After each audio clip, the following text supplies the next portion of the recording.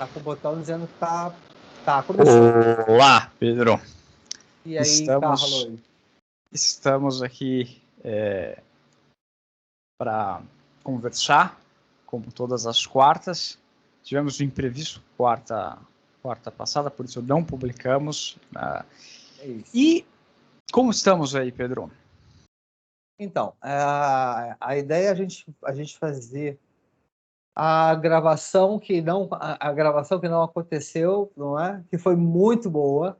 Sim. Mas, infelizmente, por uma questão de arquivo corrompido, a gente não conseguiu divulgar, nem mesmo para nós, né? Muito mais para quem tem interesse na nossa roda de conversa, no nosso seminário, na nossa aula, enfim. Então a gente tem assuntos, temos também algumas perguntas que o Kaique passou, não vamos esquecer. Uhum. Kaique Garabete. Isso. Né? E aí então, a primeira pergunta veio do Garabete. Tá? Vamos lá. Seria justamente o que seria o horror ao pensamento. Ainda estou com dúvida se estamos gravando ou não, tá? Aqui, ó, gravação iniciada por Pedro. Tá aí constando para você. Tá constando, exatamente. Maravilha, então vamos lá. Muito bem. O horror ao pensamento, ele pode se referir... Tá bom de áudio aí? Ou assim é melhor? Perfeitamente. Foi assim, foi melhor? Para mim tá ótimo. Vamos lá. Então, o horror ao pensamento, ele pode se referir a uma variedade de conceitos, dependendo do contexto. Aqui estão algumas interpretações possíveis. Primeira, medo de pensar profundamente. Pode se referir ao medo de explorar ideias mais profundas, questionar crenças arraigadas ou enfrentar aspectos desconfortáveis da própria mente. Isso pode ser associado ao desconforto emocional que pode surgir ao confrontar pensamentos complexos ou desafiadores. Essa é a primeira das definições. A segunda é o horror existencial. A ideia de horror ao pensamento também pode estar relacionada a preocupações existenciais e filosóficas. Ponto. Pensar sobre a natureza da existência, a finitude da vida ou questões profundas sobre a realidade pode ser avassalador para algumas pessoas, levando a um sentimento de horror. Próxima figura. Terror psicológico. Em um contexto mais literário ou cinematográfico, horror ao pensamento pode descrever narrativas que exploram o terror psicológico, onde os personagens são confrontados com ideias perturbadoras, revelações chocantes ou realidades distorcidas que desafiam sua compreensão do mundo. Muito bem. Temos mais duas ainda. Vamos lá. Desordens mentais. Em alguns casos, o medo de pensar profundamente pode estar associado a condições de saúde mental, como ansiedade, depressão ou transtornos obsessivo-compulsivos, onde pensamentos intrusivos ou perturbadores podem causar desconforto significativo. E a última, filosofias e ideias perturbadoras. O horror ao pensamento pode envolver o medo de considerar certas filosofias, teorias ou ideias que desafiam as crenças fundamentais de uma pessoa. Isso pode incluir conceitos como o niilismo, o existencialismo ou outras visões de mundo que podem ser percebidas como perturbadoras. Muito bem. Ok? Bom, quem respondeu quem elaborou essas definições deve ter pensado bastante, né, Pedro? Não é? Porque temos definições filosóficas, psicológicas, psicopatológicas, até algumas, eu diria, cognitivo-comportamentais, fala-se de crenças, culturais, né? Então, vários campos, né? Uma articulação de vários campos aí para responder essa pergunta feita pelo Garabete no grupo, né? Que a gente participa, né?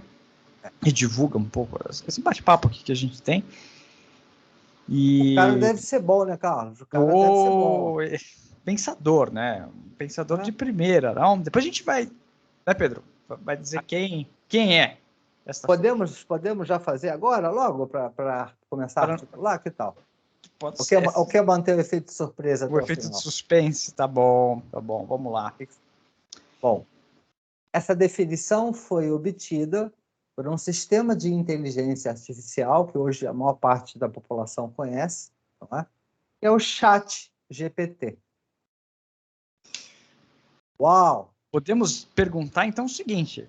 O ChatGPT pensa? O que é pensar, para começo de conversa? E por que pensar, assim, ocasionaria algum tipo de horror? Alguma afetação de horror? Né? Vamos lá, Pedro. Como podemos começar a pensar uma resposta aqui para isso? Quer arriscar? Quero tentar algumas aqui. Vamos lá. Bem, o ChatGPT, ele não pode... A questão que você já colocou, primeiro, precisa definir o que é o pensamento. Isso. Né? E as definições de pensamento, elas se sobrepõem de período em período. Então, qualquer definição de pensamento que a gente coloque hoje, que a gente tire hoje, semana que vem pode estar ultrapassada. Tá? Por pensadores mesmo, não pelo ChatGPT. Porque, no meu entender, o ChatGPT não pensa. Ou seja, a definição de pensamento exige um pensamento que pode ser limitante para definir o que é o pensamento, afinal de contas. Né? E talvez as máquinas elas não consigam questionar se aquilo que elas fazem é de fato um pensamento. Então, nesse sentido, elas não pensam. Elas estão limitadas a um certo automatismo, né?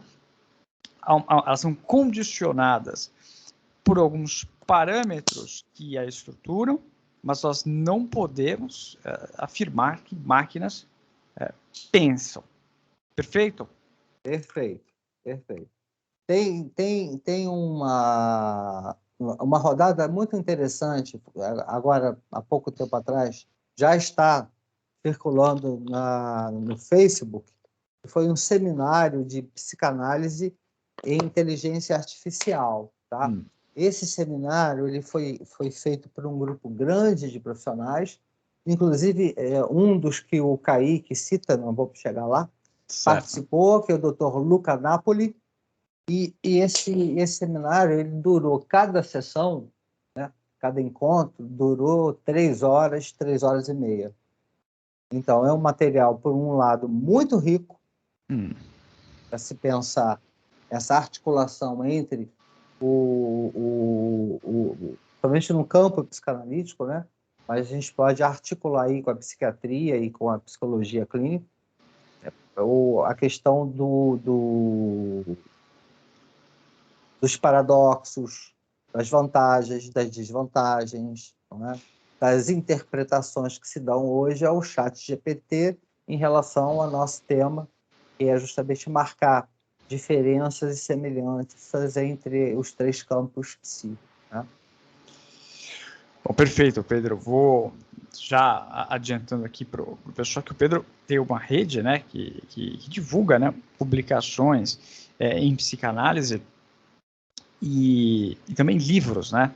Eu queria incluir como sugestão o livro do Newton da Costa, o Para Além das Colunas de Hércules, de Heráclito a Newton da Costa. Eu, em contrapartida, queria incluir do Manfredo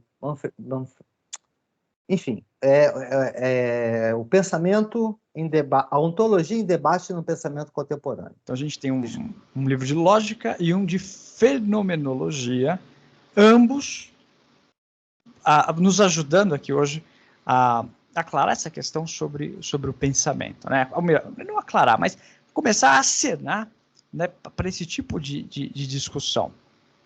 Sim. Pode continuar, caso vamos lá. Então, eu vou postar. Você tem a edição do Newton da Costa? Sim. Então, eu tenho do Ontologia em Debate no Pensamento Contemporâneo, e eu posso postar depois da gravação, tá? No Táticas, com o link do Google Drive agregado. Perfeito. Fica à vontade, para postar no grupo Táticas e também nas suas páginas, se tiver interesse, se houver pertinência. Já foi postado. Já foi postado, já foi. Eu terminei a postagem justamente ontem, então ele já está na rodada, dos livros do mês. Tá? O que acontece?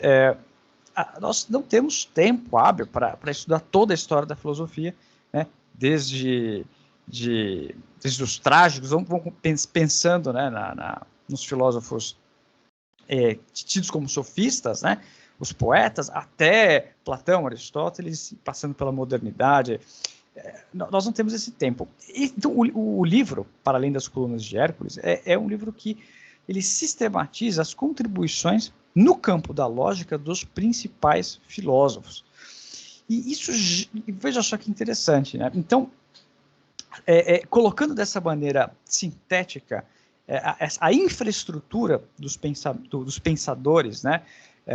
Dos principais pensadores do Ocidente, a gente tem uma noção da amplitude dos seus pensamentos, né? Do alcance dos seus pensamentos. Da complexidade. E da complexidade e da crítica, né? Até onde vai, né?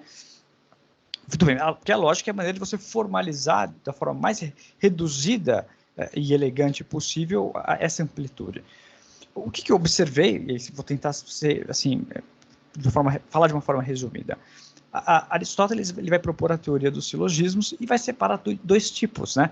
Aqueles silogismos que são metafísicos, né, que perguntam pela essência das coisas, pela finalidade última do cosmos, do homem e de tudo o mais que o cerca.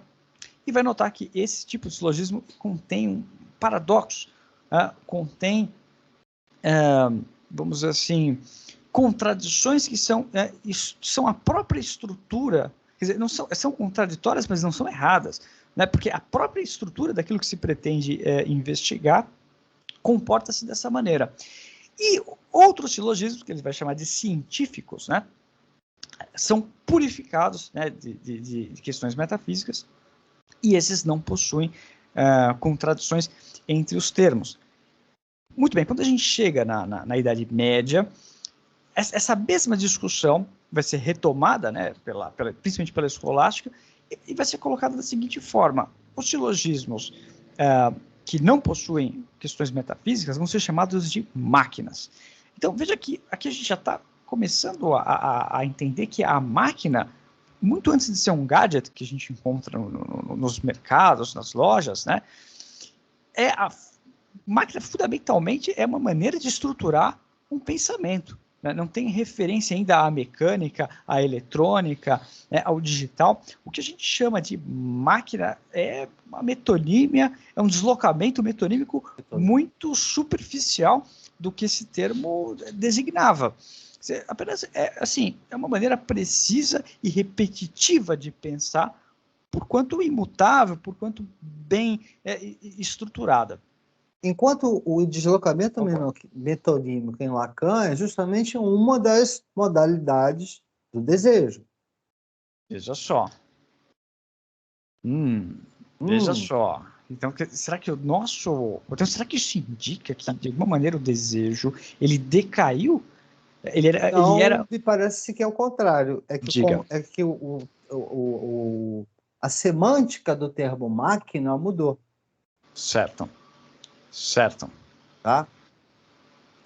Seja pelo livro do Newton da Costa, seja pelo livro da Ontologia em Debate, Ontologia em Debate no Pensamento Contemporâneo, né, tanto um quanto o outro, me parece que fazem laço no seguinte sentido.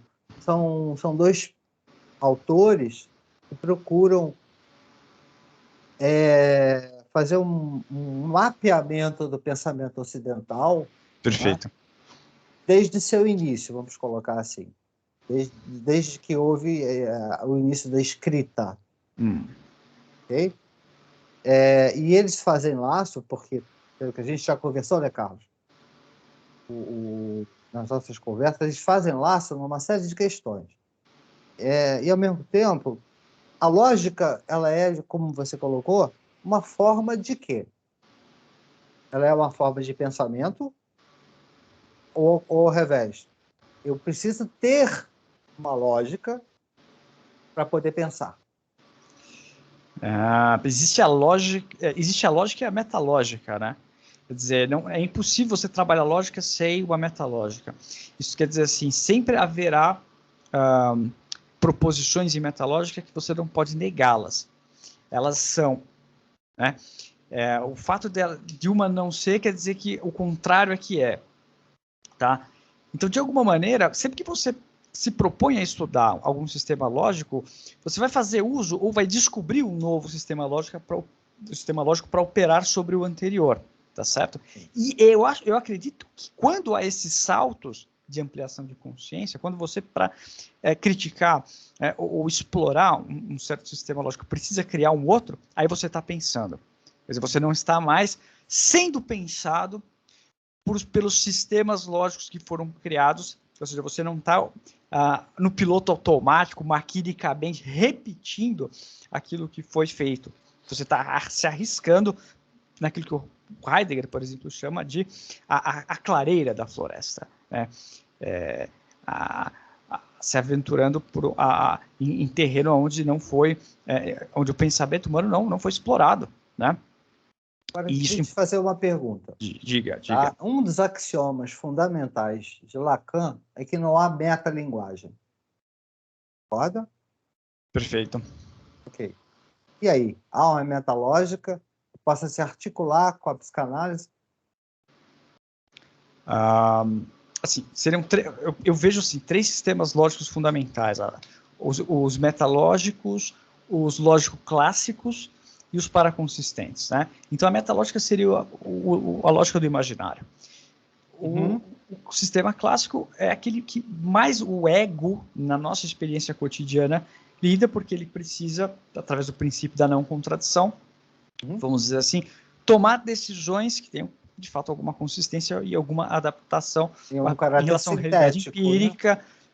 Da maneira como o ego percebe, né, a realidade empírica e operando sínteses, vetores de síntese em relação também aos elementos metalógicos. E a lógica paraconsistente corresponde à lógica paraconsistente, que também eu vou abarcar as lógicas modais, são conjecturais, tem a ver com o desconhecido, o real. Exatamente. E aí nesse terceiro momento, digamos assim, das lógicas paraconsistentes, das lógicas modais, é onde você pode deduzir uma clínica. Perfeitamente. A gente falava que a ideia de sintoma, quem tem interesse, né, em trabalhar e atuar na clínica, e ler os textos dos casos do Freud e etc., vai se deparar com uma certa paradoxalidade já nos próprios textos da tragédia grega, né? Quer dizer, o esforço de se tentar evitar algo é aquilo que tragicamente acaba levando esse algo a acontecer. Você pode sistematizar esta formulação paradoxal, por exemplo, através de um sistema paraconsistente. E o sintoma, que precisa ser construído durante uma sessão analítica, ele vai ter essa propriedade. E é exatamente por isso que da neurose ocorre o recalque, porque a neurose é uma impossibilidade de se pensar o paradoxo. Olha só que interessante. Voltamos ao horror ao pensamento. Né? Há uma relação entre recalque e as limitações de você conseguir sistematizar a amplitude de um pensamento. Agora, o outro lado da questão do horror ao pensamento. Repara, se nós não tivéssemos barreiras, diques, limites, tá, ao pensamento, nós estaríamos iluminados, seríamos seres de luz. Quem dormiria? É mais que isso. Do ponto de vista clínico, né, nós estamos ali no campo das psicoses graves. Pois é, e aí já refutamos o ChatGPT. Porque, de alguma maneira, me parece que o ChatGPT coloca a psicose como impossibilidade de pensar. E aqui a gente está concluindo o simétrico contrário. É uma espécie de impossibilidade de parar de pensar. Inclusive, eu acredito que o Lacan dizia que o psicótico é aquele que vislumbra, é o único que vislumbra a totalidade de um paradigma de pensamento. Tá lá em Lacan em algum lugar. Quem inventou a psicanálise? Schreber. Antes do Freud. Freud admite que Schreber chegou ao seu modo peculiar à formulação dos conceitos psicanalísticos. Schreber era um psicótico. Isso. Então, aqui estamos nós articulando a psicologia clínica com a psicanálise, não é isso? E aí, como é que a gente articularia isso em relação à psiquiatria?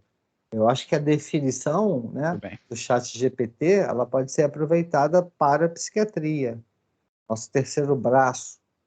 Perfeito. Bom, Pedro, o que você tá diria? Bem que é autoexplicativo. Está bem autoexplicativo, no sentido de que quando ele vai colocar as desordens mentais, né, todas essas desordens mentais e outras desordens mentais que implicam em alteração alteração cognitiva, vamos dizer assim, tá? Ela tá toda posta no DSM-5. Transtornos do campo do espectro psicótico, transtornos do campo, eu insisto, que é um tema que está muito quente, que é a questão do campo demencial, do campo do autismo, que a gente pode também agora me veio à cabeça a questão do campo do autismo. Exato. Né? Todos os transtornos. Qual que é a diferença para quem está assistindo? Eu sei que você sabe, Pedro, mas assim, qual que é a diferença entre transtorno mental e sintoma, né? O transtorno mental não faz laço, né, social. O transtorno mental é uma modalidade de ou mal-estar ou sofrimento que está categorizado nos DSMs, né? E só quando houver a presença de um analista que isso vai se transformar num sintoma operacionalizável pela psicanálise, hein? Então você veja que o que a psiquiatria ela está tentando demarcar é realmente um mal-estar característico da condição pós-moderna, né? Daquilo que a gente vinha também trabalhando, o Pedro, e articulando, que é um dos nossos eixos temáticos. Concorda? Concordo. Essa nossa conversa e os três campos psíquicos hoje estão focados na pós-modernidade. Né? Cada um a seu jeito, cada um a seu modo, cada um a seu tempo, mas estão focados nas questões do que é o pós-modernismo. E aí que eu na última gravação, que o arquivo ficou corrompido, né? Eu pensei em fazer pergunta ao ChatGPT qual é a definição de pós-modernismo que ele tem. A gente faria uma, digamos assim, a gente faria uma analogia com o que foi feita com o Horror ao Pensamento. Quer dizer, qual é a definição de pós-modernismo do ChatGPT? Posso fazer agora ou podemos fazer para a próxima gravação? Então, a gente poder continuar aqui focado no Kaique, focado nas questões que já foram colocadas aí. Só para dar uma sintetizada para o pessoal. Por um lado, o horror ao pensamento é uma condição de sobrevivência. Exatamente. Da capacidade de sintetizar experiências particulares, ou o que muitos chamam de ego. Né? A função egóica é isso. Você poder, vamos dizer assim, se fechar, né, para outras experiências, né, e adaptar-se de alguma maneira à realidade, né, à realidade compartilhada.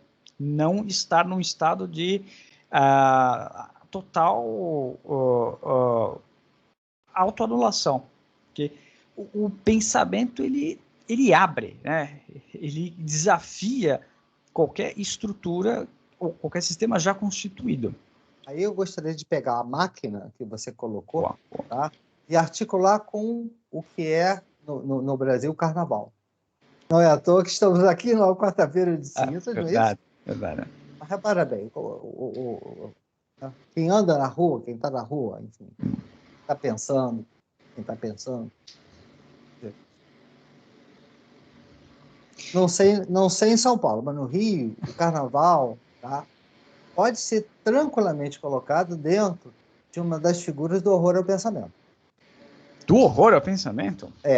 Sim. Em que sentido? Ou no caso da perda total de qualquer reflexividade, não é, dos blocos de carnaval, da conduta em massa das pessoas massificadas. A identificação aos grupos, há uma dissolução do ego, de certa forma, mas há a criação de um sistema de pensamento grupal que é maquinizado. Máquina de gozo instantâneo. Máquina de gozo instantâneo. Ou seja, olha só, eu vou beijar 50 bocas, não é? Eu vou transar com 10 caras, 20 caras, que eu nunca vi, nunca mais vou ver. Ou ao contrário, né? Não é uma questão assim masculino feminino, ou seja, é uma questão do sujeito. O sujeito está ali, né, irrefletidamente, descomedidamente, praticando tudo quanto é tipo de excesso. Nós temos aí uma outra questão interessante também, que é o seguinte: o quanto isso não impacta, tá, né, na família. Então, é muito comum no Rio de Janeiro você ver mães ou pais ou casais com seus filhos naqueles suportes que tem hoje, né, que você bota canguru, que se chama, né? Você bota o filho aqui, pequenininho, né? E eles estão assim, usando droga descomedidamente, bebendo descomedidamente, não é? Na frente das crianças. Aí a gente vai perguntar uma coisa, né? Se a pós-modernidade é caracterizada segundo o livro do Safatli, que eu montei, o grafo, o banner, que está na sua página, está na minha, se a pós-modernidade é caracterizada por imperativos de flexibilização, que dizem, olha, você pode fazer isso, desde que você aprenda como, olha, não há limites, não há barreiras, não há fronteiras, Não você pode há o aprender um novo impossível, idioma. não há o real, não há... Não é impossível, sempre se... Veja, bom, agora a gente começa a entender que não é uma questão moralista, tá? Vamos condenar o carnaval porque somos de classe média e ficamos horrorizados, porque... Não, a gente está dizendo assim, olha, existe um certo mal-estar psíquico ocasionado por um sistema econômico neoliberal vinculado à pós-modernidade que faz as pessoas acharem que são livres, obrigando elas a serem livres. O que já é um paradoxo, porque o obrigar-se a ser livre é o obrigado a ser feliz da música do Chico Buarque, né? Peraí, mas ser obrigado, como que é livre? Mas eu estou querendo, a partir desse momento com você e com o público, né, com o pessoal do grupo e tal, eu estou querendo trabalhar mais vinhetas clínicas. Certo. Eu acho que a vinheta clínica, ela tira esse formalismo. A possibilidade de alguém dizer assim, esse cara é contra o carnaval. Não, não é nada disso. É o que cai na clínica. É o que cai na clínica, entendeu? É a narrativa, né, de analisantes que dizem, olha, esse carnaval meu foi assim. Entendeu? E da clínica a gente pode trazer para cá, e aí sim, é o caminho inverso. Não é? Da clínica você pode teorizar, pesquisar, não é? Refletir. Ou seja, a clínica é muito rica em matéria de aprendizagem, que a gente pode devolver para cá sob forma de figuras de não horror ao pensamento. Pedro, na clínica psicanalítica, que também é um tema de interesse, acredito, de quem possa, né, se interessar pelo nosso bate-papo. Então viável o correto manejo clínico? Assim, não, olha, você pode fazer o que você quiser, seja livre. Isso sempre vai produzir cura? Não, ao revés, Carlos. Ao revés. Justamente a operatória do analista, não é? É justamente colocar as várias figuras de barramento, de limite. Você pode nomeá-las de várias formas, dependendo da sua escola de psicanálise, da clínica que você pratique, mas justamente é questionar esse modelo que já vem pronto para a gente, como você disse da outra vez, prêt-à-porter. Ou seja, se prêt-à-porter, a nossa liberdade é uma obrigação que nos obriga a poder fazer tudo, um pouco do trabalho do analista é dizer, olha, você pode não poder. Exatamente. O poder não poder é aquilo que está sendo tirado, né, e é uma certa reflexividade, porque é uma formulação um tanto paradoxal, né? E você tem que lidar na clínica com os analisantes que não têm, digamos, esses limites, de alguma maneira, colocados na vida deles. Não é? Mas veja, não é um limite moralista, você está entendendo? Não, o que a gente propõe não. É prático, clínico. Mas veja que é uma proposição de limite que vai partir de uma reflexividade do sujeito. Ou de um empuxo a ele se refletir. Né? Uma operatória do analista que o convide a sair daquela posição de automatismo. Mas desde quando, como e por que eu não posso não poder? Eu estou sempre aceitando tudo, me obrigando a aceitar tudo, a fazer coisas que eu me sobrecarrego. Peraí. Então eu bebo demais na clínica, vivendo a clínica, eu bebo demais, não é? Perco a memória, eu chego em casa, né? E aí aparece lá no meu telefone, e a minha mulher vê que na noite anterior eu bebi demais e atraí. Ou, né, eu, no caso de moças, né, olha, eu fiz esse carnaval e agora eu estou infectada com DST.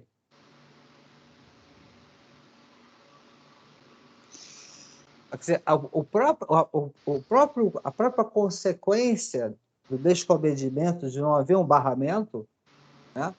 O analista, às vezes, não precisa nem pontuar nesse sentido, porque ela mesma, num segundo momento, ela vai ter que refletir sobre isso. Olha, existe uma relação entre o que você fez no carnaval e agora você está com problemas na flora vaginal, enfim, na flora anal, e por aí vai. Mas se você pegou DST, e qual o problema de pegar DST? Todo mundo pega DST. Ou seja, eu compro a tese dela e obrigo ela a produzir a antítese. Uma forma de se trabalhar. Não estou dizendo que ela é aplicável para todos os casos. Mas, geralmente, quando se chega com algum tipo de... o paciente ele chega falando, peguei DST, tal. Mas ele está falando de uma maneira... que a gente escuta de fundo que ele não tá nem aí. Então a gente assume esse não tá nem aí pra gente, para que ele produza a antítese daquilo que está fundamentando o pensamento dele sem ele saber. Sim, agora tem DSTs e DSTs, né? Repara bem, quando a consequência disso, por exemplo, é a contração de HIV, é grave. Evidente que é. Evidente é um corte na vida. Mesmo que o HIV hoje não seja mais mortal, você tem coquetel. Mas, Pedro, você entendeu que a gente assume como semblante. Mas qual o problema? Pegar DST para provocar, para ver se a pessoa, por ela consegue propor uma antítese. Não, mas espera aí. Você leva o discurso dela ao absurdo. Isso.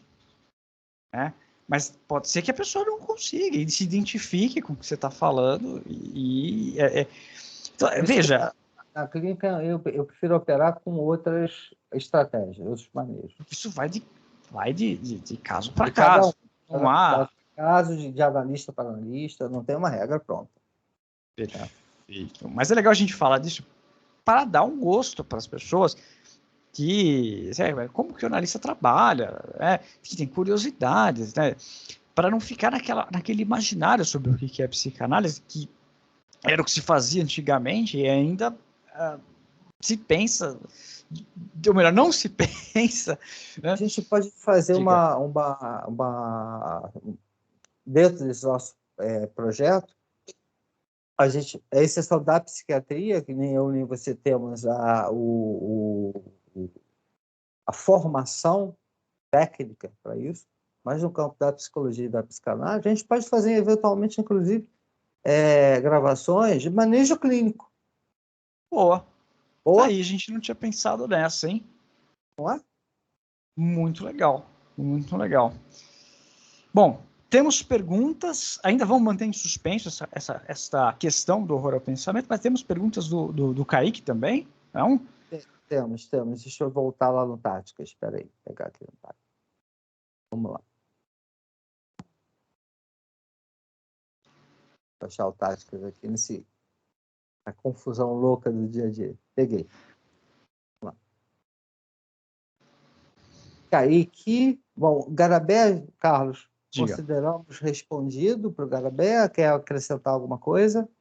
Veja só, né? É muita falta de pensamento achar que essa resposta que a gente esboçou e começou a criar estofo, né? É total, né? Mas fizemos alguns aceros, né? Provocações, né? A gente está numa época que, de certa forma, nos convoca a pensar, né? A maioria hoje dos trabalhos exige uma certa formação técnica e sempre uma autogestão de estudos e atualização que convoca as pessoas para estarem sempre em pensamento. Né? Diferente do sistema anterior, em que eu costumo dizer, na modernidade, as pessoas trabalhavam muito e o inconsciente era sedentário. Na pós-modernidade, olha, as pessoas podem até trabalhar menos, mas o inconsciente vai ter que trabalhar para estar sempre revisando fundamentos, revisando práticas, tudo é incerto, indeterminado, tudo está sujeito à revisão. E justamente nessa época que o pensamento vale literalmente, é base para o mundo do trabalho, há uma grande tendência de alienação e de distanciamento a ele, né?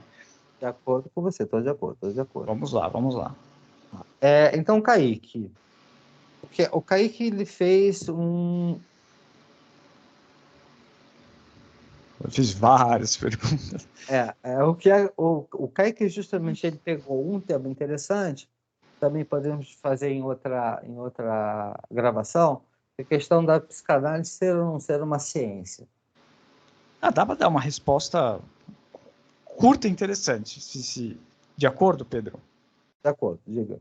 Rapidinho, ó. A Terra, ela é esférica. Isso é uma afirmação científica, eu acredito e espero que vocês concordem. Não tem nenhum terraplanista aqui, né? Não temos... Ok, muito bem. Durante muito tempo, na Idade Média, o objeto da discussão, se a Terra era esférica, foi perdida com a destruição, né, da biblioteca de Alexandria, com o declínio, né, da filosofia. Perdeu-se muito do que Plotino, né, que, se eu não me engano, quem propôs um cálculo para provar, né, que a Terra era esférica. Se eu não me engano, foi Plotino. Plotino foi o grande amor se eu não me engano, de Alexandre o Grande, salvo engano, não? Isso. Então você veja só, cai a discussão sobre a esfericidade da Terra. As pessoas não se interessam mais por isso, porque não há mais o contexto de linguagem racional para essa discussão. A igreja entra com a leitura literal da Bíblia. Dizendo, olha, tem elementos aqui dizendo que ela é plana. Então, sim, é científico dizer que é plana. Então, veja, questiono, porque A igreja, todo o Sim, sim. texto religioso, é a figura do palimpsesto. Sim, sim. Para quem não sabe o que é o palimpsesto, é o seguinte: na época, justamente, da organização dos textos religiosos, tá? A tinta era muito cara, o papel era muito caro, ok? Bom, e como é que inclusive os religiosos faziam a sua escrita, tá? Ordenavam os textos bíblicos, judaicos, muçulmanos, enfim, por aí vai, tá? Eles tinham um paper, um papel já escrito, um livro já escrito, e eles tinham que escrever nas entrelinhas daquele livro que já estava escrito. Como se fosse uma nota de rodapé. Dentro, exatamente. Só que na própria. Tá? Bom, e aí depois eles apagavam. Eles precisavam novamente do papel e faziam novamente. Certo. Então, o palimpsesto é um looping ad infinitum ao pensamento religioso. E então, o que as religiões, principalmente as duas monoteístas do Ocidente, né? O judaísmo e o cristianismo, o catolicismo, fizeram foi o seguinte: nós vamos ter que reordenar isso, tá? A posteriori. Tá? Sim. Não é E vamos, demérito não é o das religiões demérito, esse tipo de é equívoco. é o que acontecia, o que podia ser feito. Então, a figura, por exemplo, de Jesus Cristo, em termos de história das religiões, todo mundo sabe que Jesus Cristo não tem nada a ver com aquele Jesus Cristo que está na Bíblia. Não, eu acho ele um analista de primeira em algumas perguntas que ele faz, né? Algumas Sim. coisas que ele faz ter efeito de reflexividade, de choque, não? Para colocar assim, um nome na minha filha, tá? Para colocar o nome da minha filha tem 16 anos. Eu fui pesquisar justamente porque eu queria colocar um nome que tivesse uma série de contextos diferentes, tá? Então, assim, minha filha se chama Mariane. Mariane, ela tem uma conotação francesa, tá? Como, digamos assim, pós-Revolução Francesa, ok? Então, a teografia, mas um sistema de escrito, né? Mariane com 2 N's. Mas Mariane também tem em aramaico, tá? Mariamine, que é Maria de Magdala, que é Maria Madalena. E a historiografia hoje, a antropologia contemporânea, sabe que casou com Jesus Cristo, né? E que Jesus Cristo teve filhos com ela, e esses filhos estão aí não detectados pelo mundo. Eu desconheço, eu confesso que não é da minha área de estudo esta proposição, esta ideia, tá? Interessante, acredito que até um livro, um best-seller, um pouco retrata explora essa temática do Dan Brown, né? O Código Da da Vinci. Brau, Código da Vinci, né? É Pois é. interessante. Mas tem um livro mais interessante do que esse, que é justamente uma breve história da humanidade, do Yuri Noval Harari, É. né? Em que está lá expresso, ou seja, os estudos antropológicos contemporâneos já detectaram nas escavações em Israel, na Terra Santa, não é? Esse tipo de... ou seja, os textos religiosos, eles produziram durante um tempo aquilo que a gente chama de metapoieses, tá? Seria uma espécie... Como é que eu traduziria metapoiese? Ficções necessárias. Por exemplo, de que a Terra Por exemplo, é plana. é. Então, veja só, pessoal, Kaique, olha só.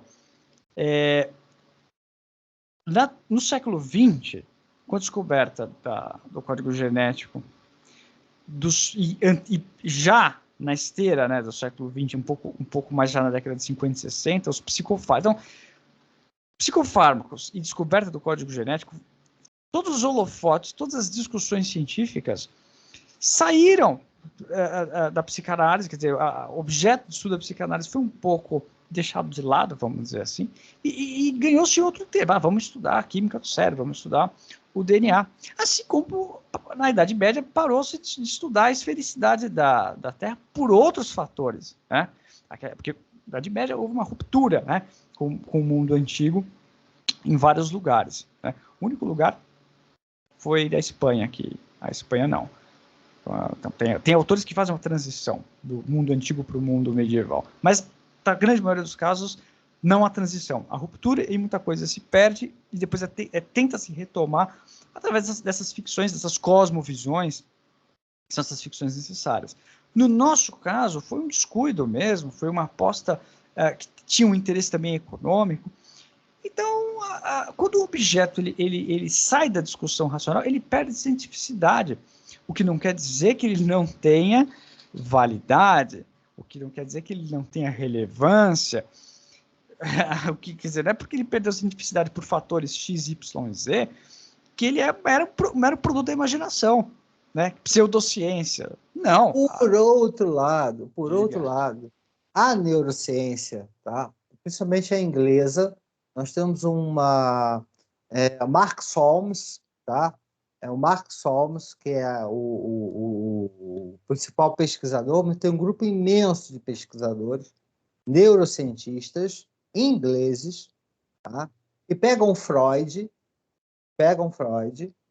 tá? E toda a obra freudiana, e articulam com neuroimagem. Então, existe hoje um inconsciente, existe hoje uma pulsão, existe hoje um automatismo de repetição, tá? E existe hoje consciente, pulsão, transferência e repetição, né? São os 4 conceitos. Então, quem trabalha os 4 conceitos, vamos dizer assim, tá? Eu estou chamando de da fundamentais, tá? No caso do Freud, o consciente, a primeira tópica, a segunda, a primeira pré-consciente, consciente e inconsciente. Na segunda, eu, isso e supereu, ego, id e superego. Mark Solms pega tudo isso, tá? E vai em neuroimagem e diz, olha a correspondência aqui, olha a correspondência aqui. A diferença entre o neurocientista e um psicanalista é que o neurocientista vai dizer, não, a causa dos daquilo que se estuda nos 4 conceitos fundamentais é o cérebro. E a gente vai dizer, não, olha, essas imagens que vocês estão vendo são consequências, são efeitos da linguagem. Da linguagem, muito bem. Linguagem entendida como significante. Aí tem toda uma definição de linguagem que a gente precisaria explorar um pouco mais, mas perfeito. Mas assim, quer dizer, ela é ciência ou não é ciência, dependendo, primeiro, do qual é o corte epistemológico que você dê ao tema. Exatamente. Eu acabei de trazer um exemplo radical do Mark Solms, porque no corte epistemológico dele, o psicanálise é científico. Outro, que é o Eric Kandel, Prêmio Nobel de Medicina de 2000, que também defende a psicanálise como ciência.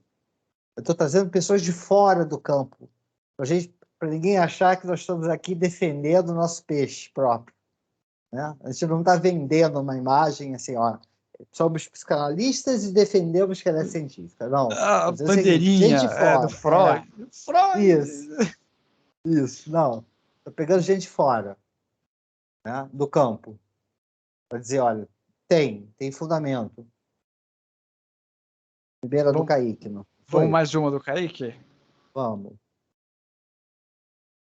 Ele fez uma o pessoal sempre faz, principalmente em faculdade de psicologia, que é a tal da sensibilização relacionada aos casos de fobia e tudo mais. Não sei se... Eu vou chegar lá. Estou abrindo aqui, vamos ver.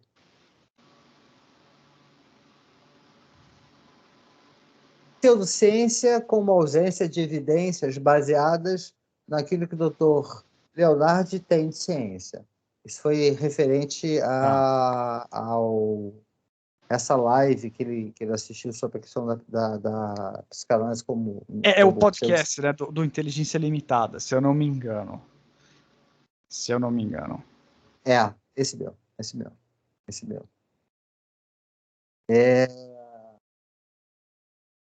A ramificação da psicanálise e o que ainda pode ser aproveitado de Freud, Lacan e outros, e o que não pode. Dr. Napoli aponta, por exemplo, que não concorda com a pulsão de morte e outras teorias freudianas. Então, para isso, é questionado sobre como separar o joio do trigo. Ou seja, a pulsão de morte, para muitos psicanalistas, inclusive para... Agora eu posso divulgar publicamente, tá? Perfeito. A Pola Internacional, Abertura para Outro Lacan, está já publicando a revisão do seu programa de investigação científica. Então, podemos também fazer uma pauta sobre essa questão, porque no ponto de Apolo Internacional, da qual eu me filio, e outros membros ao longo do mundo se filiam, porque ela tem representações do Brasil, fora do Brasil, Paris, Barcelona, Buenos Aires, enfim. Ela é científica. A psicanálise é ciência. Psicanálise é ciência. E qual é a posição, por exemplo, da Apolo em relação à pulsão de morte? Há uma posição definida ou ainda é um assunto? Eu estou estudando e eu prometo uma resposta para a próxima, mas a princípio, do que eu conheço, certo, da instituição que eu estou filiado há 2 décadas ou um pouco mais, do que eu conheço, os conceitos freudianos tendem a ser afastados. A Paula vê, basicamente, Lacan não como um comentador de Freud, mas como um autor de obra própria. Que, inclusive, questiona muito, naquela releitura, né, que ele inicia o percurso lacaniano, eu vou reler Freud. Né?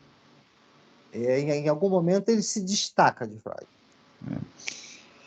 A ideia, assim, da releitura que Lacan faz de Freud é que o Lacan ele encontrou coisas que nem o Freud percebeu que ele havia pensado e articulado ao discorrer sobre variados assuntos, né? Está no Freud, mas está de uma maneira que só com muita perspicácia, com muita prática clínica, análise, o Lacan conseguiu. Olha o que o Freud está falando e ninguém está percebendo, hein? Né? Então, daqui a gente já começa a entender uma coisa: as grandes obras, né, do pensamento humano, e eu incluo a obra do Freud, elas sempre fazem um convite ao pensamento. Pensamento no sentido que a gente começou articulando aqui, né?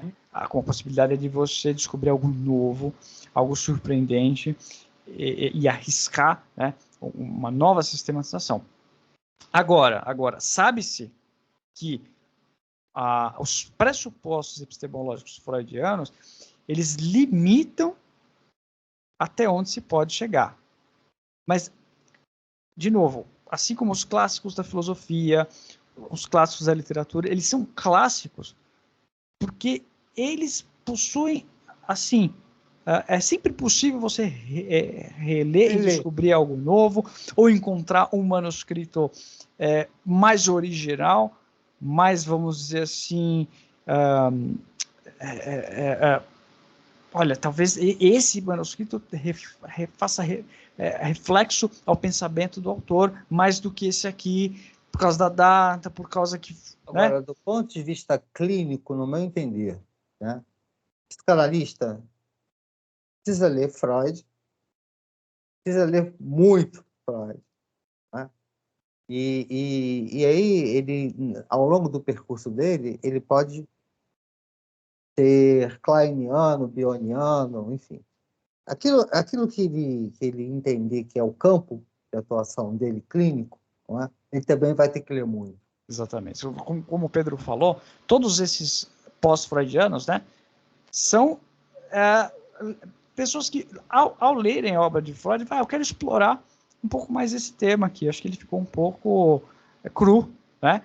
E cada um deles criou uma escola ao fazer isso a partir do texto de Freud. E todas elas são ricas, importantes, relevantes, Inclusive, assim como Freud. Inclusive, eu dou o braço a torcer para o Jung também, né? A gente conversou disso. Jung foi também alguém que vivenciava fenômenos clínicos que eram incompatíveis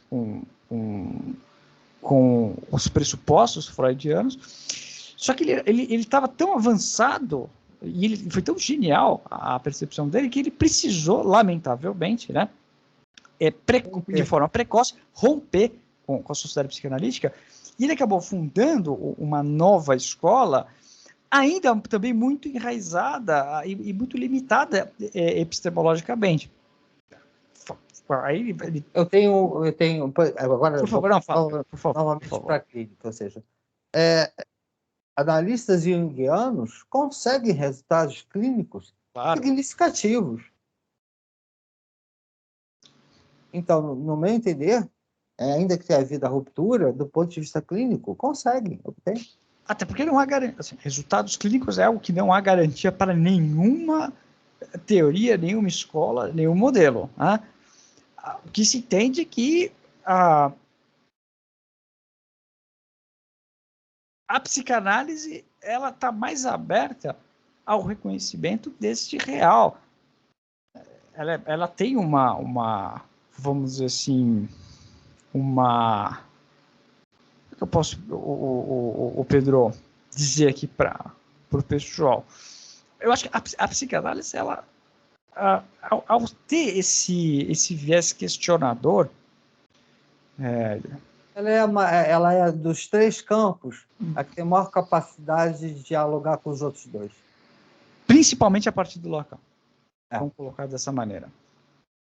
Lacan, ele abre a psicanálise para outros campos. Você vê nos seminários físicos, teólogos, engenheiros, linguistas, matemáticos, lógicos, psiquiatras. Ele tira a psicanálise do fechamento que o Freud acabou colocando ela na sociedade, principalmente a partir da intelectualização do complexo de Édipo.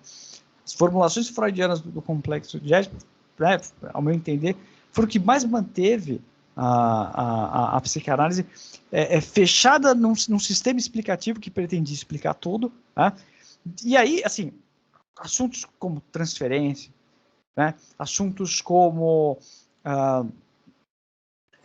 fenômenos da ordem do real, que eu não vou nem dizer o que é para deixar para uma próxima também, que sempre que alguém se debruça sobre, acaba descobrindo alguma coisa nova, acaba se surpreendendo com algo novo.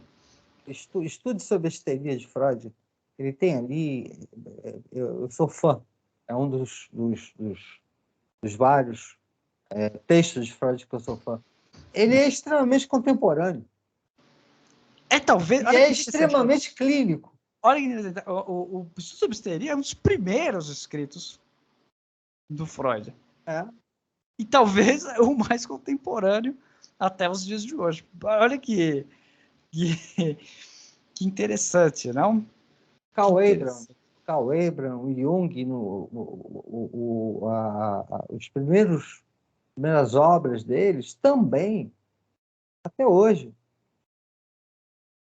Né? Eu tenho os papéis Selected Papers of Carl Abraham, já postei também.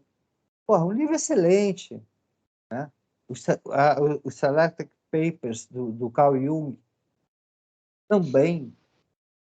Por isso que hoje muita gente quer estudar Ferenczi, né? Porque o Ferenczi é o cara que se manteve nessa linha investigativa presente nos estudos sobre histeria, que ainda está pensando as questões sobre hipnose. Freud abandona a hipnose, Ferenczi tenta entender o que é a hipnose a partir de pressupostos psicanalíticos. Eu acho... Tá todo mundo voltando a estudar Ferenczi agora por conta disso. Exatamente. Tem, inclusive, trabalhos agora contemporâneos, também na postagem dos livros, em lives, né? Então, revendo Ferenczi, trazendo Ferenczi, né, para o momento atual, que são interessantíssimos. A gente não vai entrar aqui em cada um deles. Né? Vamos tentar trabalhar aqui o que o Kaique estava tá aí precisando de algum tipo de questionamento, de resposta. Navalha de Ockham. Né? Algumas teorias freudianas são e foram vistas, até pelo criador, como ficções necessárias. Aí eu queria fazer uma ressalva. Tá? Navalha de Ockham não leva à ficção necessária. Navalha de Ockham é um método filosófico, tá? E que determinou também um modelo de se fazer ciência na época pós-Idade Média, mas antes da Idade Moderna, tá? Em que você opta, tá? Por um princípio de elegância, que se chama na física. O Einstein chamava de princípio de elegância, de simplicidade. Ou seja, se você tem um conjunto de explicações sobre determinado fenômeno que são complexas, tá? Pela navalha de Ockham, aquele princípio que é o mais elegante e simples, ele tem a prevalência da possibilidade de ser a resposta mais adequada. Perfeito. A ideia de que lógico que por detrás, né, dessa concepção metodológica há diversos fatores, né? Eu desconheço o autor Ockham, mas sempre busca existem certos parâmetros, né, que os filósofos vão pensar a verdade, né? E dentre eles a simplicidade, né? Ainda que a verdade seja indizível e precise sempre de uma dose de ficção para poder ser falada, articulada e compartilhável, está mais próxima dela aquele que for mais simples. Não? Então, há uma teoria sobre a verdade por trás da navalha do Ockham. Não vamos entrar nisso aqui, mas só para a gente não jogar a navalha do Ockham de uma forma refletida, né? Na verdade, o Lacan também trabalhou, né, com a navalha de Ockham. É uma certa castração. Por sugestão de Jacques Alain Miller. Né? Foi uma bela... são belos... Tem relação com a castração, de alguma maneira. Tem relação. Porque você vai com a navalha de Ockham eliminar um excesso de imaginário que está contaminando o raciocínio, o pensamento, né? Isso. A outra do Kaique, aí que você estava querendo chegar, é a questão da fobia. Né? Tá. Vamos lá. Como saber quando a barata é apenas uma barata e quando ela é uma metáfora para uma fantasia sexual, por exemplo? E aí, na nossa gravação anterior, você assumiu a resposta. Vamos repetir. Né? Assumi uma posição que está no seminário 4 sobre as relações do objeto, né? Em que, para Lacan, o objeto fóbico ele não é uma metáfora para uma fantasia sexual, mas ele é um significante que veicula uma angústia que é, para o fóbico, uma ameaça de aniquilação que, dentre outras coisas, vai estar relacionada à morte. Então, o pequeno Hans, quando ele viu o cavalo, o que assustava efetivamente no cavalo era uma orbe negra, que era uma espécie de fissura de como o real se imaginarizava na percepção dele através dos significantes do cavalo. Então, quando isso acontecia, você vai ver que várias produções fóbicas não são restritas ao medo, mas são ameaças de desintegração, porque a foraclusão do nome do pai na fobia ocasiona essa vivência do sujeito em face, beirando a destruturação, beirando quase a psicose. Vamos colocar dessa forma, tá? Então, uma barata... Deixa eu só diga. Pontuar, então, para o público. Então, você está articulando que a fobia ela tem uma relação com a psicose. Ela tem uma relação com a desestruturação. Tá certo? Tá. Porque na psicose, a foraclusão, né, do nome do pai. E na fobia, o significante da castração ele não está amarrado, ele não está denominando os outros significantes. E isso faz com que esse significante tenha um componente de ameaça muito forte. Ele seria um significante fora da cadeia? Seria isso, solto? O Lacan vai dizer que os significantes, inclusive nesse seminário, são os deuses, né? Então é um panteão de significantes sem um nome que unifique, que denomine todos eles num sistema. Então é como os deuses da mitologia, todos eles guerreando uns contra os outros, né? Esse é um mundo fantasmático, né? Que o sujeito está às voltas. Então, de repente, o pequeno Hans, o buraco, né, sei lá, a carruagem pode fazer com que... Desculpa, era a banheira, né, que fazia com que ele achasse que a perna dele ia desmontar e ele fica sem perna. Vê que são coisas que vão muito além da coisa do... perder o pênis. O pênis era um dos elementos, né? A máquina de pipi, né? Que o pequeno Hans falava.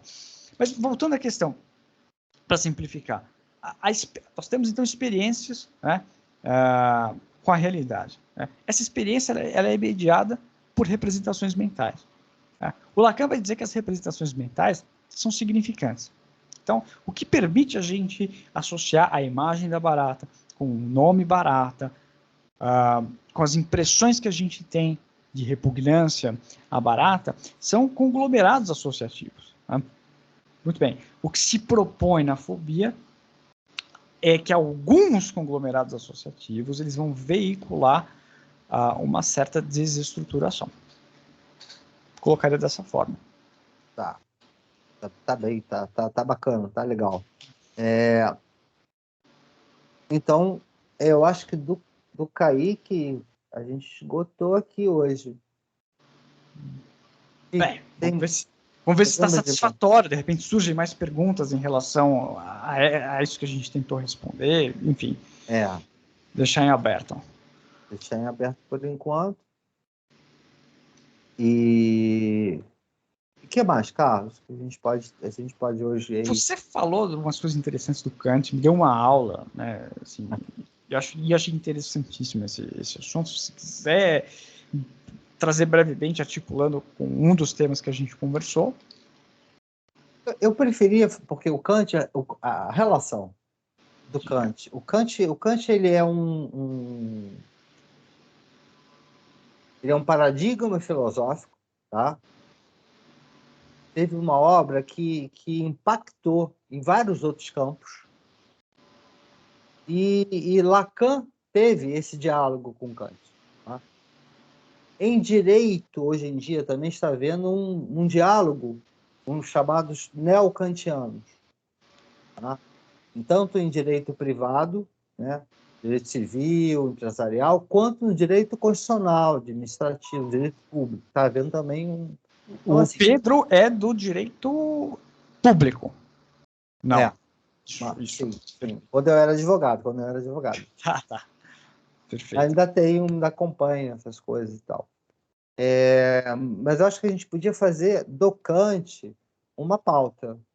Porque o Kant vai tocar na psiquiatria, o Kant vai tocar na psicologia e vai tocar na psicanálise. Então, assim,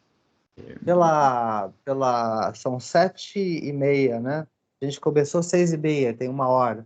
Isso. Eu acho que, então, aquilo que eu estava colocando para você, né? A gente tentar colocar as gravações 1 hora, 1h30, porque senão fica cansativo para quem está ouvindo. Perfeito.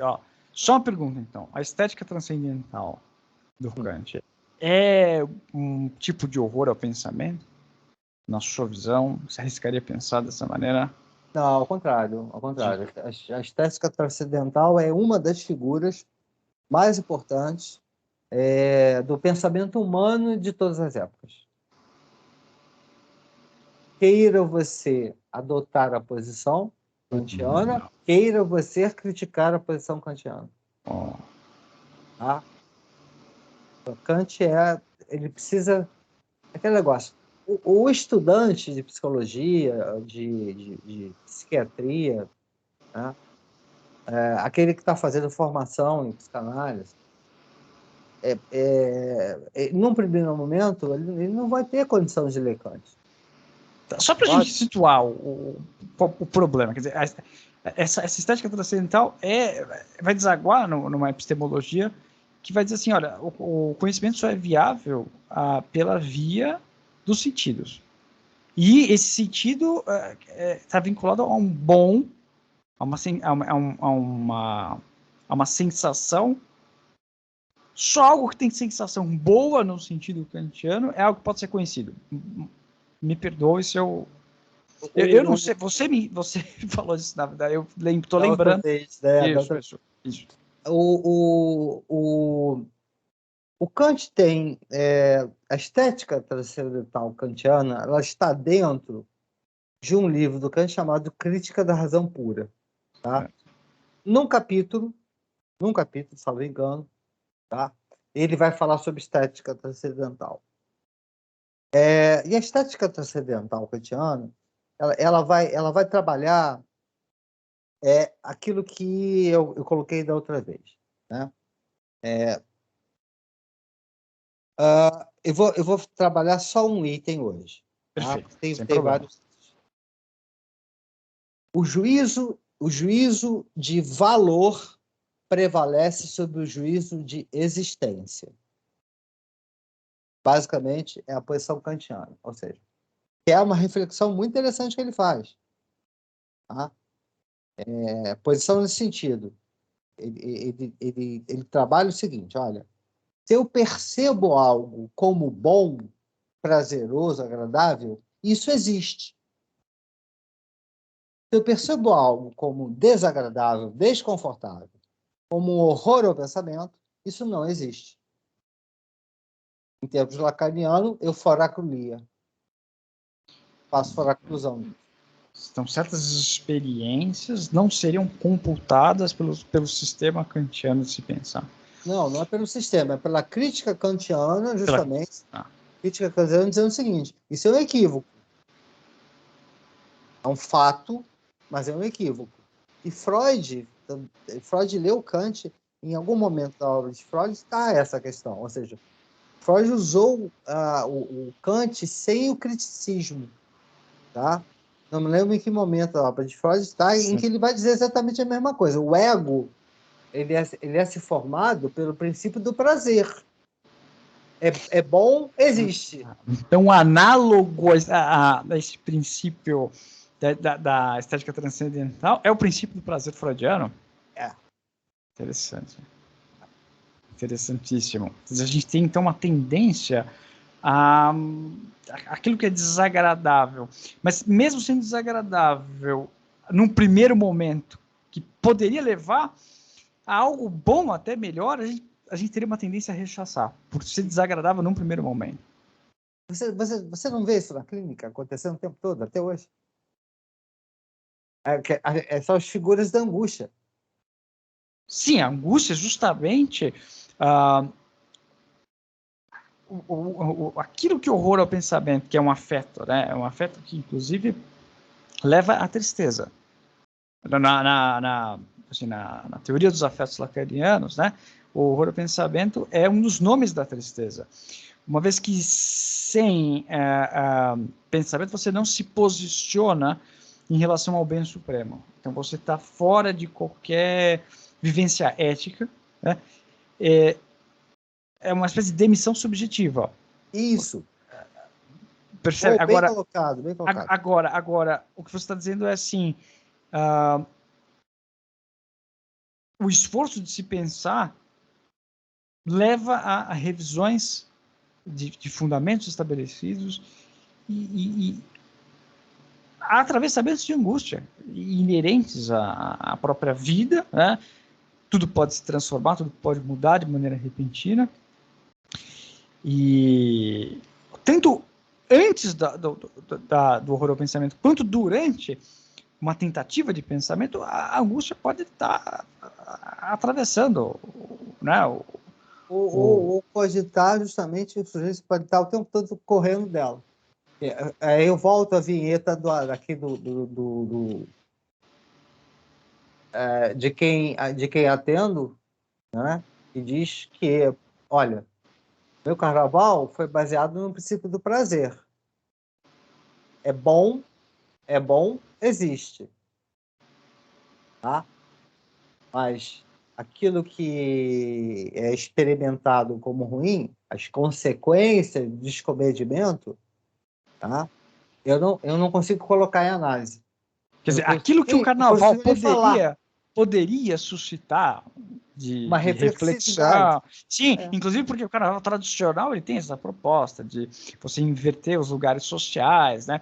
O rei é representado de uma maneira tola, há toda uma inversão dos jogos, dos lugares sociais estabelecidos. O carnaval, na sua maneira tradicional e raiz, vamos colocar dessa forma, devia ser uma maneira de suscitar reflexões Inclusive e de transformações. questionar os papéis sociais tradicionais. É o homem que se veste de colombina, não é?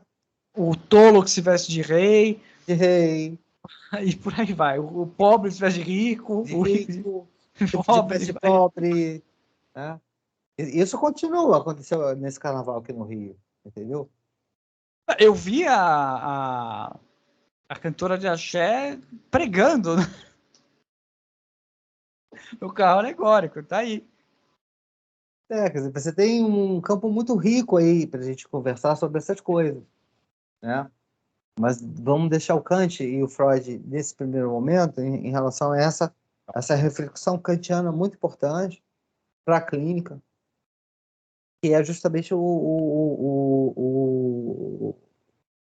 é o horopensamento e que é essa articulação na clínica, dizer assim, ele não consegue perceber, ele não tem reflexividade, tá?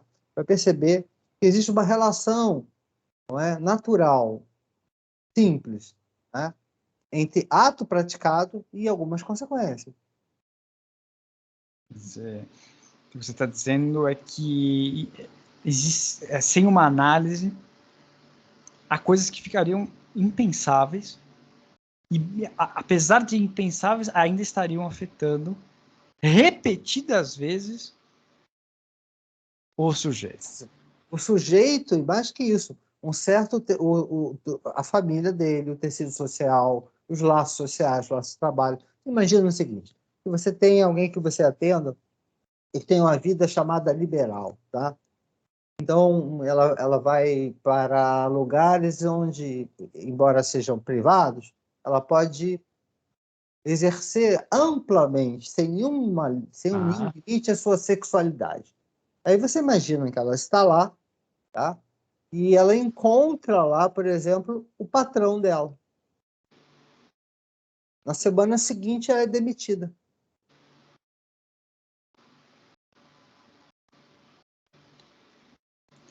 Mas seria justificável essa demissão? Mas a justificativa seria o quê? Moral? Parte seria um juízo moral do patrão em relação a Aí, seria aí um é uma questão, critério. pois é, aí é uma questão extraclínica. A questão é a seguinte: enquanto ela não se implicar Que é um naquilo risco. que é o risco, tá? ela não muda. Para onde ela vai mudar, aí é com ela. O analista não é um diretor de consciência, diretor de produção de subjetividade, né? Ele não é papel da análise. Ele tem uma ética, justamente, que impede ele de ficar nessa posição. A questão extraclínica é outra. Porque o patrão podia querer, inclusive, ter sexo com ela em vez de demiti-la. Enfim, não é a questão. Né? Se é moral, se não é moral, se é imoral, se não é. Os fatos, o que de fato aconteceria. Tá? Exatamente. O fato é que aconteceu. E ela Embora não tinha. isso seja indiferente, né? Porque a gente nunca vai saber o que de fato realmente acontece. Não, o fato que ela traz é que ela está demitida, ou seja, vai ter que procurar outro emprego em outro lugar. Né? Você sabe que em certos nichos de mercado, de empresas, Isso corre solto, até porque ela já tem uma certa pressão social. A fofoca corre solta. Então, ela vai ter um prejuízo significativo na vida dela, tá? Por 4 dias de horror ao pensamento. Ou falta de reflexividade, isso aí pode nomear de várias formas. Mas ela está ali, né? Um prejuízo significativo. E aí você, Carlos, como você também colocou, né? Você fez muito bem a distinção entre o que é o sofrimento, o mal-estar e o sintoma. É um tema que você pode articular aí se você quiser. Assim, essa é uma obra do Christian Juncker que eu não li, mas que tive acesso indiretamente por conta de um curso do Tiago Ravanello. E a gente encontra uma das maneiras, né, da gente modular a nossa clínica através das narrativas, né, que os pacientes trazem. Como a gente não tem um acesso direto aos fatos, né, a gente pode ler da seguinte maneira: há certas formas de narrar o que está acontecendo. Perdi meu emprego porque fui no carnaval. Isso pode ser narrado com uma ênfase de sofrimento muito grande. Estou sofrendo por causa disso. Ou como uma repetição sintomática. De novo, fui demitido por uma coisa que eu nem fiz de errado. Era uma boa profissional. Ou mal-estar, quer dizer, fui demitido. O mal-estar, a pessoa fala que foi demitida, mas o sofrimento é muito difuso em relação a este acontecimento, há uma espécie de apatia que você não consegue vincular a uma causa, a um objeto muito específico. Tudo bem, ela está falando que foi demitida, mas parece que isso que ela está falando já estava ali antes também.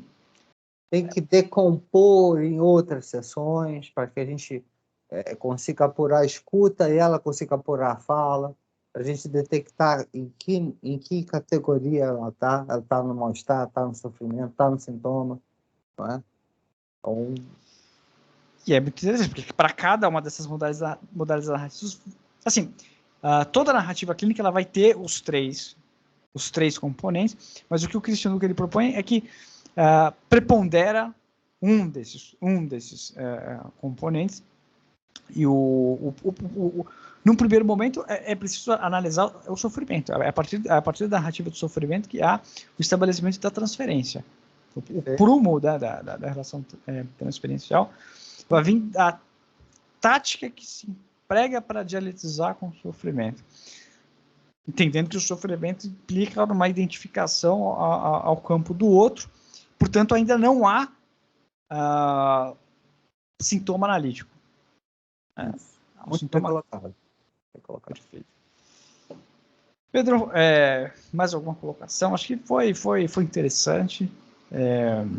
Fizemos com serenidade, né? Não, de forma não tão empolgada quanto da primeira vez, mas conseguimos salvar as principais ideias que a gente articulou e que foram, entre aspas, perdidas, né, no vídeo anterior. Mas acho que está satisfatório, não? Tá. Agora vamos, como a gente está hoje por Skype, né? Vamos ver agora o processo de encerramento da gravação e de compartilhamento do material produzido hoje, né? Para que eu possa jogar lá no YouTube e a gente fazer a divulgação. A experiência que eu tenho é que é muito mais seguro. Você encerra a gravação, o próprio programa já cria uma pasta com o nome, a data do que aconteceu, né, da gravação. Então eu vou fazer o seguinte, eu vou, na hora que você achar que é o momento, eu acho que estamos chegando no momento, tá? Eu vou encerrar a gravação, aí eu tenho clínica, tá? Aí depois da clínica eu faço essa conversão e hoje mesmo, se você tiver acordado, eu posto no nosso grupo, meia-noite e meia, 1h, eu estou postando já para a gente amanhã fazer a divulgação. Legal. Pode ser também que ele baixe para mim, viu? Ótimo. Pode ser que ele mande para os dois. Vamos ver o que vai acontecer. Tá. Até, Pedro, foi um prazer aí bater um papo contigo. Um grande abraço. Abração. Vamos fazer um carnaval reflexivo, né? Cheio de enredos de pensamento, de convites, de provocações ao pensamento. E, cara, muito obrigado. Foi muito satisfatório, muito legal as contribuições que você está os apontamentos que você está me fazendo sobre o Kant, que é uma área que eu não domino, e estou aprendendo bastante, Pedro. Muito legal. Um grande abraço, meu querido parceiro. Até o próximo. Até mais. Tchau, tchau. Tchau.